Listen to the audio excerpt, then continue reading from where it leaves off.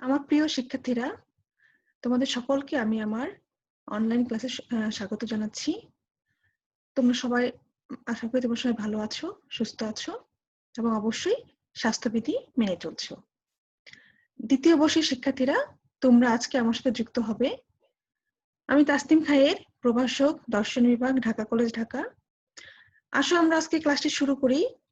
শিক্ষার্থীরা, তোমরা জানো যে তোমাদেরকে আমি গত কয়েকটি ক্লাস ধরেই মিলের যে পরীক্ষানাত্মক পদ্ধতি আছে সেগুলো পড়াচ্ছিলাম, এবং আজকে আমরা হলো সর্বশেষ যে পদ্ধতি অর্থাৎ পরিশেষ পদ্ধতি বা মেথড অফ রেসিডিউস সেটা নিয়ে আলোচনা করব। চলো আমরা দেখে নিই। যদি পরিশেষ পদ্ধতি সম্পর্কিত মিলের যে সূত্রটি আছে সেটি হচ্ছে subtract from any phenomenon such part as is known by previous inductions to be the effect of certain antecedents, and the residues of the phenomenon is the effect of the remaining antecedents. অর্থাৎ কোনো ঘটনার যে অংশকে পূর্বেই আরোহ পদ্ধতির মাধ্যমে পূর্ববর্তী ঘটনার নির্দিষ্ট কার্য হিসেবে জানা গেছে।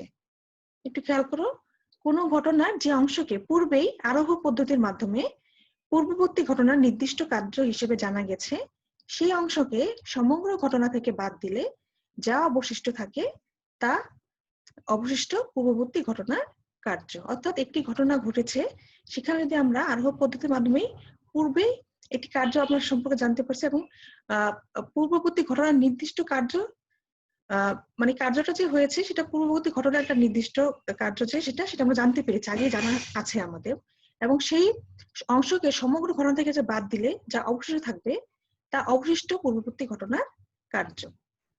ঠিক আছে, আমরা আস্তে আস্তে দেখি, তোমরা আর বুঝতে পারবে, সমস্যা নেই।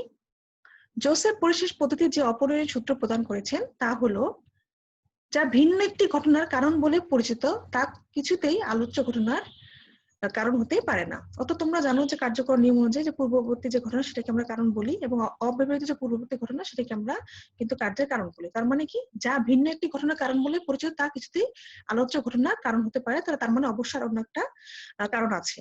এর অর্থ হলো, কোনো কার্যের পিছনে নির্দিষ্ট কারণ নিহিত থাকে, তাই যে পূর্ববর্তী ঘটনা অন্য কোনো কার্যের কারণ বলে স্বীকৃত তাকে আর অন্য কোনো কার্যের কারণ হিসেবে বিবেচনা করা যায় না।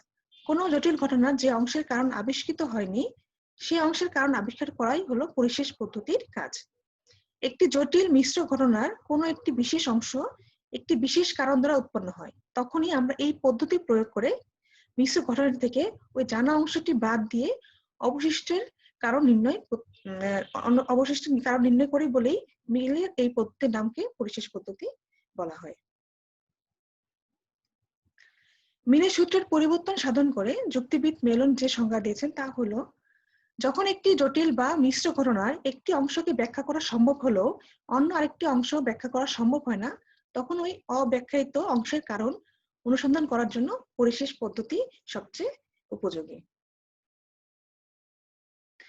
পরিশেষ পদ্ধতি তাহলে নিম্নোক্ত যে উপনীতি তার উপর প্রতিষ্ঠিত, অর্থাৎ যা ভিন্ন একটা ঘটনার কারণ বলে বিবেচিত তা কখনোই আলোচ্য ঘটনার কারণ হতে পারে না। তার মানে আলোচ্য ঘটনার কোনো একটি কারণ আছে, সেটাই হচ্ছে পরিশেষ পদ্ধতির মাধ্যমে বের করা হয়।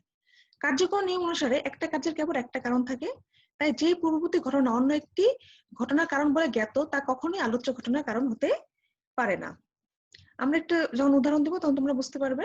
যদি কোনো জটিল ঘটনার একটি অংশের কারণ আগে থেকে আমাদের জানা থাকে, তাহলে পরিশেষ পদ্ধতি অনুসারে সমগ্র ঘটনা সমগ্র থেকে জানা অংশ বাদ দিয়ে আমরা অবশিষ্ট পূর্ববর্তী অংশকে অবশিষ্ট অনুবর্তী অংশের কারণ বলে সিদ্ধান্ত গ্রহণ করতে পারি। তাহলে আমরা এখন সংজ্ঞাটি দেখে আসো। পরিশেষ পদ্ধতি উপরিক্ত সূত্রগুলো ব্যাখ্যা থেকে পদ্ধতির সংজ্ঞায় বলা যায় যে, যে পদ্ধতিতে কোনো জটিল ঘটনার অংশ বিশেষের কারণ আগে থেকে জানা থাকলে মনে করা হয় যে অবশিষ্ট অংশের কারণ হবে পূর্বকের অবশিষ্টটুকু, সে পদ্ধতিকে বলা হয় পরিশেষ পদ্ধতি। যেমন দেখো, উদাহরণস্বরূপ 40 কেজি গুঁড়ো দুধ সহ একটি ড্রামের ওজন যদি 50 কেজি হয়, তাহলে দুধ ছাড়া ড্রামের ওজন হবে 10 কেজি। সহজ হিসাব, কারণ দুধ সহ ড্রামের ওজন থেকে দুধের ওজন বাদ দিলে ড্রামের ওজনটা পাওয়া যায়। তার মানে আমরা কিছু অংশটা জানি এবং কিছুটা জানি না, সেই জানা অংশটাই আসলে পরিশেষ পদ্ধতির মাধ্যমে বের করা হয়। পরিশেষ পদ্ধতি তাহলে প্রকৃতিটা কি? সেটা আবারও আমরা আসছি একই কথা। আমি যদি বলি আবার যে পরিশেষ পদ্ধতির উপরোক্ত সূত্রাবলী ও সংজ্ঞা থেকে প্রকৃতির এই পদ্ধতিটা হচ্ছে প্রকৃতি বোঝা যায়। প্রাকৃতিক জগতে এমন অনেক ঘটনা আছে যেগুলোর ক্ষেত্রে একাধিক কারণ একসাথে কাজ করে একটি জটিল বা মিশ্র কার্য উৎপন্ন করে। ফলে এক্ষেত্রে পরিশেষ পদ্ধতির কাজ হবে এসব মিশ্র কার্যের যে অংশের কারণ পূর্ব থেকে জানা আছে সেই জানা অংশকে বাদ দিয়ে বাকি যে অংশের কারণ জানা নেই সেই অংশের কারণ খুঁজে বের করা। ফলে যখন এই কথা জানা হয়ে যায় যে একটি মিশ্র কার্যের বিশেষ কোনো একটি অংশে একটি বিশেষ কারণ দ্বারা সৃষ্ট, তখন পরিশেষ পদ্ধতি প্রয়োগের মাধ্যমে মিশ্র ঘটনা থেকে জানা অংশটি বাদ দিয়ে বাকি অংশের কারণ জানা সম্ভব হয়। আর একটি মিশ্র কার্যের অবশিষ্টাংশের কারণ জানতে সাহায্য করে বলে যুক্তিবিদ এই মিল তার নাম দিয়েছেন পরিশেষ পদ্ধতি। এখানে বলে রাখা ভালো যে যদিও পরিশেষ পদ্ধতিতে অনুসন্ধানের একটি ঘটনার একটি অংশের কারণ পূর্ব থেকে জানা থাকে এবং পুরো ঘটনার কারণ বর্তমান অভিজ্ঞতার মাধ্যমে জানা যায় বলে এই সিদ্ধান্ত নিশ্চিত হয়ে থাকে, তবুও কোনো জটিল ঘটনা যদি বিজাতীয় কারণ সংমিশ্রণের সৃষ্টি হয়, অর্থাৎ কারণগুলো যদি ভিন্ন ভিন্ন হয়, তাহলে কিন্তু এই পদ্ধতির প্রয়োগে নিশ্চিত সিদ্ধান্তে পৌঁছানো সম্ভব হয় না। যদি বলতে কারণগুলো একরকম হয়ে থাকে তাহলে সেক্ষেত্রে আমরা এটা বের করা সম্ভব হয়। অন্যদিকে আবার যুক্তিবিদ কার্ভেট রিডের মতে এই পদ্ধতিতে কোনো একটি ঘটনাকে কারণ হিসেবে ধরে নিয়ে যেমন এর কার্য আবিষ্কার করা যায়, তেমনি কোনো ঘটনাকে কার্য হিসেবে ধরে নিয়ে এর কারণও খুঁজে বের করা যায়। কার্ভেট রিডের এই বক্তব্যের রেশ ধরে যুক্তিবিদ কপি বলেন যে পরিশেষ পদ্ধতিটি নিরীক্ষণ ও পরীক্ষণ উভয় ক্ষেত্রেই প্রয়োগ করা যায়। আসলে আমরা একটি সাংকেতিক উদাহরণ দেখি, সেটা হচ্ছে পূর্বকে দেখো ABCD এবং অনুগে আছে হচ্ছে MNO। তাহলে এখানে কি দৃষ্টান্ত দেখি যে MNO একটি জটিল ঘটনা, এর পূর্বক হচ্ছে ABC এবং N হচ্ছে B আর O হচ্ছে C এর কার্য। ঠিক আছে, সুতরাং BC এবং NO এর কার্যকর সম্পর্কে কিন্তু আমরা আগে থেকে জানি। এখন জটিল ঘটনা MN এর অবশেষ থাকছে কি M থাকছে আর হলো পূর্বকের মধ্যে অবশেষ থাকতে হচ্ছে A, অর্থাৎ অনুগে আমরা থাকতেছে AM এবং পূর্বকে থাকছে A। সুতরাং অবশিষ্ট M এর কারণ হচ্ছে অবশিষ্ট A। আচ্ছা, এখন একটি বাস্তব উদাহরণ দিই আমরা। নেপচুন গ্রহের যে আবিষ্কার সেটা কিন্তু পরিশেষ পদ্ধতির মাধ্যমে ব্যাখ্যা করা যায় এবং তার মাধ্যমে এটা সম্ভব হয়েছে, এটা আবিষ্কার করা। 1821 সালে ইউরেনাস সহ বিভিন্ন গ্রহের গতির একটি সারণী প্রকাশ করা হয়, কিন্তু এই সারণীর উপাত্তগুলোকে গাণিতিকভাবে বিশ্লেষণ করে দেখা যায় যে এটি সম্পূর্ণরূপে সঠিক নয়। এখানে গ্রহগুলোর অবস্থান ও গতির যে গাণিতিক ব্যাখ্যা দেওয়া হয়েছে তার সাথে তৎকালীন অনেক জ্যোতির্বিদই ভিন্ন মত পোষণ করেছেন। বস্তুত সারণীর উপাত্ত অন্য সবগুলো গ্রহের অবস্থান ও গতির ক্ষেত্রে প্রযোজ্য হলেও ইউরেনাস গ্রহটির ক্ষেত্রে প্রযোজ্য হয় না। এই প্রেক্ষিতে পরবর্তীতে ইউরেনাস বিষয়টিকে কেন্দ্র করে গাণিতিক আলোচনার সূত্রপাত হয়। 1845 সালে বিজ্ঞানী ল্যাভেরিয়া এই সমস্যাটি সমাধানের সচেষ্ট হন। তিনি পূর্ববর্তী সারণীটিকে বিভিন্নভাবে ব্যাখ্যা বিশ্লেষণ ও পর্যবেক্ষণ করে সারণীটিকে শুদ্ধ করার প্রয়োজনীয়তা অনুভব করেন। এক্ষেত্রে তিনি গাণিতিকভাবে বিশ্লেষণ করে এই সিদ্ধান্তে উপনীত হন যে সম্ভবত ইউরেনাস গ্রহের কক্ষপথে অন্য কোনো গ্রহের অবস্থান রয়েছে যা ইউরেনাসের গতিপথে বাধা সৃষ্টি করছে। 1846 সালে তিনি তার এই পরীক্ষণটি সমাপ্ত করেন এবং পরবর্তীতে তার অনুরোধে বিজ্ঞানী গেলে আকাশের ওই নির্দিষ্ট স্থানে নতুন গ্রহ হিসেবে নেপচুন আবিষ্কার করেন। এই আবিষ্কারটি ছিল তৎকালীন বিজ্ঞানের ক্ষেত্রে একটি গুরুত্বপূর্ণ অর্জন। অর্থাৎ এই যে সারণী তৈরি করা হলো, প্রত্যেকটা গ্রহেরই কক্ষপথ ঠিক আছে, সবারই গতি প্রকৃতি ঠিক আছে, কিন্তু শুধুমাত্র ইউরেনাস গ্রহটি একটু হেলে তার কক্ষটি প্রদক্ষিণ করছিল। সেক্ষেত্রে সবার একটু মনে হয় যে কেন সেটা হচ্ছে না, ইউরেনাস ক্ষেত্রে কেন এটা সম্ভব হচ্ছে না। তখনই কিন্তু এটা পরিশেষ পদ্ধতির মধ্যে আগে সব বিষয়গুলো জানা আছে, তার পরিশেষ পদ্ধতির মাধ্যমে কিন্তু ইউরেনাস গ্রহটাকে আবিষ্কার করা হয়। এখানে দেখো এই দৃষ্টান্তে অনুসন্ধানহীন ঘটনা ছিল ইউরেনাস গ্রহের চলাচল সংক্রান্ত বিষয়। ঘটনার এই অংশটি পূর্বেই আরোহ পদ্ধতির মাধ্যমে পূর্ববর্তী ঘটনা নির্দিষ্ট কার্য হিসেবে জানা ছিল। অর্থাৎ এক্ষেত্রে নির্দিষ্ট গণনা পদ্ধতিতে গ্রহটির কক্ষপথে সূর্য অন্য সব গ্রহের আভ্যন্তরীণ যে মাধ্যাকর্ষণ শক্তির প্রভাব, এই কার্যকে কিন্তু আমরা আগে থেকেই জানি। এক্ষেত্রে ঘটনার অবশিষ্টাংশ ছিল গ্রহটির কক্ষপথে বাধা সৃষ্টিকারী বিষয় সংক্রান্ত, অর্থাৎ কি কোন জিনিসটা তাকে বাধা দিচ্ছে যার জন্য হচ্ছে ইউরেনাস গ্রহটি একটু হেলে কক্ষপথ প্রদক্ষিণ করছে, এটাই শুধু জানার বিষয় ছিল। আর এই পূর্ববর্তী অবশিষ্ট বিষয়টি ছিল যেটা প্রকল্প হিসেবে নেওয়া হয়েছিল যে নেপচুন গ্রহ, যা ঘটনার অবশিষ্টাংশের কারণ হিসেবে পরিশেষ পদ্ধতির মাধ্যমে অনুমিত হয়েছিল। আসলে আবার কয়েকটা বাস্তব দৃষ্টান্ত দেখে নিই। সেটা হচ্ছে, একটা লেবুর ঝুড়ি ওজন করে দেখা যায় যে তার ওজন 15 কেজি। আমরা আগে থেকেই জানি যে ঝুড়িটার ওজন 1 কেজি, কাজেই ঝুড়ির ওজন বিয়োগ করে দেখা গেল যে লেবুর ওজন 14 কেজি। 2 নম্বরে দেখো, এই পদ্ধতি প্রয়োগ করে আর্গন নামক গ্যাস আবিষ্কার করা হয়। বায়ুমণ্ডল থেকে প্রাপ্ত নাইট্রোজেনের ওজন গবেষণাগারে প্রস্তুত নাইট্রোজেনের ওজন চেয়ে বেশি দেখা যায়। অর্থাৎ বায়ুমণ্ডলে যে নাইট্রোজেন পাওয়া যায় সেটার ওজন হচ্ছে, যেটা গবেষণাগারে হচ্ছে প্রস্তুত করা হয়েছে নাইট্রোজেন, তার চেয়ে বেশি হচ্ছে। তার মানে কি, পরিশেষ পদ্ধতি প্রয়োগ করে অনুমান করা হয় যে বায়ুমণ্ডলে অন্য কোনো গ্যাসের উপস্থিতিতেই ওজনের এই পার্থক্যের কারণ। অর্থাৎ বায়ুমণ্ডলে এমন কোন একটা গ্যাস আছে যেটার জন্য এই নাইট্রোজেনের ওজনটা বায়ুমণ্ডলের থেকে যেটা পাওয়া যাচ্ছে সেই নাইট্রোজেনের গ্যাসের ওজনটা বেশি, এবং যেটা গবেষণাগারে তৈরি করা হচ্ছে সেটার ওজনটা কম। পরে রাসায়নিক বিশ্লেষণের মাধ্যমে এই গ্যাসটি কিন্তু আবিষ্কার করা হয়। এই গ্যাসের নাম দেওয়া হয় আর্গন। এখন আমরা পরিশেষ পদ্ধতির সুবিধাগুলো দেখি। 1 নম্বরে হচ্ছে পরিশেষ পদ্ধতি আবিষ্কারের পথ নির্দেশক। ঘটনার অজানা অংশ ব্যাখ্যা করার ক্ষেত্রে এই পদ্ধতি দিক নির্দেশক হিসেবে কাজ করে। এই পদ্ধতি বৈজ্ঞানিক আবিষ্কারে সহায়ক। এই পদ্ধতির প্রয়োগের মাধ্যমে নেপচুন গ্রহ আর্গন নামক গ্যাস আবিষ্কার করা সম্ভব হয়েছে। 2 নম্বরে দেখো, এই পদ্ধতিকে সমজাতীয় কার্য সংমিশ্রণের ক্ষেত্রে খুব সফলভাবে প্রয়োগ করা যায়।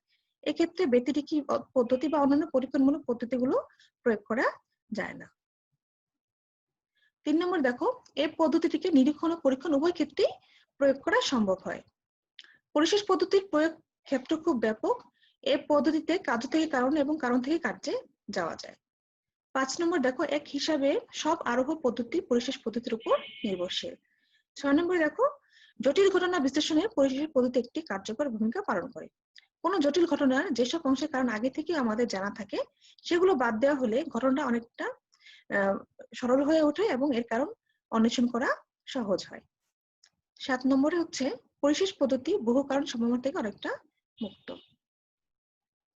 আসলে পরিশেষ পদ্ধতির অসুবিধাগুলো দেখি। আরোহ অনুসন্ধানের প্রাথমিক পর্যায়ে পরিশেষ পদ্ধতি প্রয়োগ করা যায় না। অন্যান্য আরোহ পদ্ধতি প্রয়োগের মাধ্যমে কার্যক্রম সম্পর্কে বিষয়ে আমাদের জ্ঞান কিছুদূর যখন আমরা অগ্রসর হই, তারপরে কিন্তু পরিশেষ পদ্ধতিটা প্রয়োগ করা হয়। প্রথম থেকে সেটা পদ্ধতিটা প্রয়োগ করা সম্ভব হয় না, কারণ কিছু জিনিস আমরা আগে জানতে হয়, তারপরে সেটা আমরা প্রয়োগ করি। 2 নম্বর হচ্ছে, এই পদ্ধতি ভিন্ন জাতীয় কার্য সংমিশ্রণের ক্ষেত্রে প্রযোজ্য নয়। পরিশেষ পদ্ধতি কেবলমাত্র সমজাতীয় কার্য সংমিশ্রণের ক্ষেত্রে প্রয়োগ করা যায়, কিন্তু ভিন্ন জাতীয় কার্য সংমিশ্রণে এটা প্রয়োগ করা যায় না। যেমন ধরো, হাইড্রোজেন ও অক্সিজেন মিশ্রণের ফলে যে পানি উৎপন্ন হয় সে পানির ক্ষেত্রে এই পদ্ধতি প্রয়োগ করা যায় না। এখানে পানির কোন অংশের কারণ কোন অংশ দ্বারা উৎপাদিত হয়েছে তা এই পদ্ধতির মাধ্যমে কিন্তু জানা যায় না, যেহেতু এটা হলো মিশ্র কার্য সংমিশ্রণ। ঠিক আছে। 3 নম্বর দেখো, কারণ অনিরীক্ষণের সম্ভাবনা। নিরীক্ষণের সাহায্যে দৃষ্টান্ত সংগৃহীত হলে আসল কারণটা আমাদের দৃষ্টির অগোচরে থেকে যেতে পারে, অর্থাৎ কারণটা অনিরীক্ষিত থেকে যেতে পারে। তোমরা যখন আমরা পরীক্ষা এবং নিরীক্ষণ করেছিলাম, এগুলোর অসুবিধাগুলো পড়েছিলাম, সেটাও এখানে হয়ে যায় আর কি। 4 নম্বর দেখো, সত্যকে কারণ বলে ভুল করার সম্ভাবনা। যদি দৃষ্টান্তগুলো পরীক্ষণের মাধ্যমে সংগৃহীত হয়, সেক্ষেত্রে তাকে আসল কারণ বলে মনে না করে তা বাস্তবে একটি সত্য হিসেবেও এটা হয়তো হতে পারে। বাস্তবে এটা সত্য, এটা হতে পারে, কিন্তু আমরা এটাকে কারণ হিসেবে মনে করি, সেটা হয়তো ভুল হতে পারে। 5 নম্বর দেখো, পরিশেষ পদ্ধতি বহু কারণের সময় থেকে সম্পূর্ণরূপে কিন্তু মুক্ত নয়। বহু কারণের কিন্তু এটা হতে পারে যে আমরা একটা আবিষ্কার করা গেল, কিন্তু দেখা যাচ্ছে এটা অন্য একটা কারণ হিসেবে এটা করা হয়েছে, বা বহু কারণের আমরা দোষে যে সেটা দুষ্ট হয়ে যায়। আচ্ছা, আমরা যদি পরিশেষ পদ্ধতি মূল্যায়ন করি যে আচ্ছা এই পরিশেষ পদ্ধতি কি অবরোহ না আরোহ, সেই ক্ষেত্রে আমরা মিল এবং কপির মত দেখতে পাই। আসলে আমরা একটু দেখে নিই। পরিশেষ পদ্ধতিটিকে আরোহমূলক পদ্ধতির অন্তর্ভুক্ত করা হলো এটা যথার্থভাবে আরোহ পদ্ধতি কিনা এই বিষয় নিয়ে যুক্তিবিদদের মধ্যে মতপার্থক্য রয়েছে। যেমন, পরীক্ষণ পদ্ধতির অন্যতম প্রবক্তা যুক্তিবিদ মিল নিজে এটাকে একটি অবরোহী পদ্ধতি বলে অভিমত প্রকাশ করেছেন। অপরদিকে যুক্তিবিদ আই এম কপি বলেছেন পরিশেষ পদ্ধতিকে অবরোহী পদ্ধতি বলা যুক্তিসঙ্গত নয়। এখন দেখি যে কেন সেটা নয়। মিলের মতে এটি একটি অবরোধক পদ্ধতিতে অধিক ব্যাপক বা সার্বিক অভিজ্ঞতা থেকে বিশেষ বা কম ব্যাপক সিদ্ধান্তে গমন করা হয়। এটা তোমরা সবাই জানো। পরিশেষ পদ্ধতিতেও সার্বিক বা অধিক ব্যাপক অভিজ্ঞতা থেকে কম ব্যাপক সিদ্ধান্ত টানা হয়। যেমন, পরিশেষ পদ্ধতি থেকে যদি কন্টেনার ও মালের ওজন থেকে কেবল মালের ওজন বের করা হয়, তার মানে এখানে অধিক ব্যাপক থেকে কম ব্যাপকে গমন করা হয়। যুক্তিবিদ মিল পরিশেষ পদ্ধতি এই বিশেষ বৈশিষ্ট্যের দিকটি তুলে ধরেন। পরিশেষ পদ্ধতিতে অবরোহ প্রক্রিয়াটি দুইবার ব্যবহৃত হয়। যেমন প্রথমত, যে প্রক্রিয়ার মাধ্যমে আমাদের পূর্ণ অভিজ্ঞতার আগ থেকে পাওয়া কারণগুলো মিলিত কার্য হিসাব করা হয় বলে এটা একটি অবরোহ পদ্ধতি। অর্থাৎ আমাদের পূর্ণ অভিজ্ঞতা থেকে আমরা আগে থেকে কিছু জিনিস জেনে যাই। দ্বিতীয়ত, যখন জটিল বা মিশ্র কার্য থেকে জ্ঞাতপূর্ব কারণে সম্মিলিত কার্যকে বিয়োজনের মাধ্যমে অর্থাৎ বিয়োগের মাধ্যমে অবশিষ্ট অংশের কারণ নির্ণয় করা হয়, তখন ওই বিয়োগ করার বা বিয়োজন করার যে প্রক্রিয়া নিহিত থাকে, এটা কিন্তু সেই নিহিতটা যে প্রক্রিয়াটা সেটা কিন্তু অবরোহ প্রক্রিয়ার একটা নিয়ম। কারণ বিয়োজন বা অপহরণ হচ্ছে অবরোহাত্মক বা অবরোহণ, ঠিক আছে? সেজন্য কিন্তু মিল হচ্ছে সেটাকে অবরোহী পদ্ধতি বলছেন। উপরোক্ত কারণে যুক্তিবিদ মিল পরিশেষ পদ্ধতিকে একটি অবরোহী পদ্ধতি বলে আখ্যায়িত করে থাকলেও সমকালীন যুক্তিবিদ আইএম কপি কিন্তু মিলের এই মতের সাথে একমত নন। তিনি পদ্ধতিকে অবরোহী পদ্ধতি বলে আখ্যায়িত করা তিনি মিল যে করেছেন সেটাকে তিনি সঠিক বলেননি। তার মতে পরিশেষ পদ্ধতির সাথে আরোহী পদ্ধতিগুলোর কিছু উল্লেখযোগ্য পার্থক্য যে রয়েছে এতে কোনো সন্দেহ নেই। অন্যান্য পদ্ধতির মধ্যে একটির সাথে অপরটির গুরুত্বপূর্ণ পার্থক্য রয়েছে। যেমন আমরা কিন্তু যখন প্রত্যেকটা পদ্ধতি পড়ছি তখন কিন্তু আমরা বলে দিয়েছিলাম যে কোনটা কোন পদ্ধতির সাথে যায়, ঠিক আছে? যেমন অন্যায় পদ্ধতি হলো একটি নিরীক্ষণমূলক পদ্ধতি, অপরপক্ষে ব্যতিরেকি পদ্ধতির একটি পরীক্ষণমূলক পদ্ধতি। কিন্তু তাই বলে এর কোনটিকে অবরোহী পদ্ধতি বলা হচ্ছে না। তেমনি ভাবে পরিশেষ পদ্ধতিকেও অন্যান্য পদ্ধতির সাথে পার্থক্য থাকার কারণে এটাকে অবরোহী পদ্ধতি বলে আখ্যায়িত করা ঠিক নয়। এক্ষেত্রে আমাদের দেখতে হবে যে পরিশেষ পদ্ধতি প্রয়োগের মাধ্যমে যে সিদ্ধান্ত গ্রহণ করা হয় তার প্রকৃতি কি, সিদ্ধান্তের প্রকৃতিটা কি। বস্তুত সতর্কতার সাথে ও সূক্ষ্মভাবে বিচার করলে দেখা যাবে যে পরিশেষ পদ্ধতির সিদ্ধান্ত অপরাপর আরোহী পদ্ধতির মতো নিশ্চিত সত্যের পরিবর্তে সম্ভাব্য সত্য প্রকাশ করে। তোমরা একটা আগে জেনেছো যে অবরোহ যে আমাদের সিদ্ধান্ত আরোহ পদ্ধতির যে সিদ্ধান্ত পাওয়া যায় সেটা কিন্তু সম্ভাব্য। তার মানে কি এই সিদ্ধান্তের প্রকৃতিটা দেখা যাচ্ছে সেটা সম্ভাব্য। অন্যান্য পদ্ধতির মতো এই পদ্ধতিতেও আশ্রয় বাক্য থেকে বৈধ উপায়ে সিদ্ধান্ত নিশ্চিত হয়ে থাকে। কাজেই পরিশেষ পদ্ধতিকে ঢালাভাবে অবরোহী পদ্ধতি বলে আখ্যায়িত করা যুক্তিসঙ্গত নয়। তবে আমরা যদি এখানে মিল এবং যুক্তিবিদ কপির হচ্ছে আলোচনাটা দেখি বা তাদের যদি দেখতে মতামতটা দেখতে পাই তাহলে সেক্ষেত্রে আমরা যুক্তিবিদ মিলকেই আসলে এখানে আমরা বেশি সাপোর্ট করতে পারি। কারণ এটা আসলে একটা আরোহ পদ্ধতি বলে হিসেবে আসলে ব্যাখ্যা করা হয় পরিশেষ পদ্ধতিকে, অবরোহী নয়। সমালোচকদের মতে এই পদ্ধতি প্রয়োগের পূর্ব জ্ঞান থাকা প্রয়োজন, তাই পরিশেষ পদ্ধতি একটি নির্দিষ্ট সময়ের মধ্যে আবদ্ধ। কিন্তু সীমাবদ্ধতার কারণ দেখিয়ে এর বৈজ্ঞানিক ও ব্যবহারিক মূল্যকে কিন্তু আমরা উড়িয়ে দিতে পারি না। কারণ আমাদের ভুলে গেলে চলবে না, এই পদ্ধতির কল্যাণেই কিন্তু আমরা নেপচুন গ্রহ এবং আর্গন যে গ্যাস সেটা কিন্তু আবিষ্কার করা সম্ভব হয়েছে। অর্থাৎ এর পরিশেষ পদ্ধতির কিন্তু অনেক গুরুত্ব রয়েছে। শিক্ষার্থীরা, আজকে আমাদের পরিশেষ পদ্ধতি এখানে আলোচনা শেষ হলো। আশা করি তোমরা একটু হলে বুঝতে পেরেছো, একটু হলে উপকৃত হয়েছে এবং তোমরা অবশ্যই বই পড়বে বাসায়। আশা করি তোমাদের সবাই বই আছে, বই নিয়ে গেছো বাসায়, অবশ্যই বইটা পড়বে, একটু দেখবে। তাহলে আমার মনে হয় ক্লাসটা দেখে যদি তোমরা বইটা দেখো তাহলে তোমাদের মানে কনসেপ্টটা পুরো ক্লিয়ার হয়ে যাবে। যেহেতু আমরা সামনাসামনি ভাবে ক্লাসগুলো করতে পারছি না, হয়তো তোমাদের অনেক কোশ্চেন থেকে যায়। অতএব আমি মনে করি যে তোমরা যদি বইটা দেখো সাথে সাথে তাহলে তোমাদের ধারণাটা পাবে তোমরা। তোমাদের সবাইকে ধন্যবাদ আমার ক্লাসটা দেখার জন্য। আল্লাহ হাফেজ।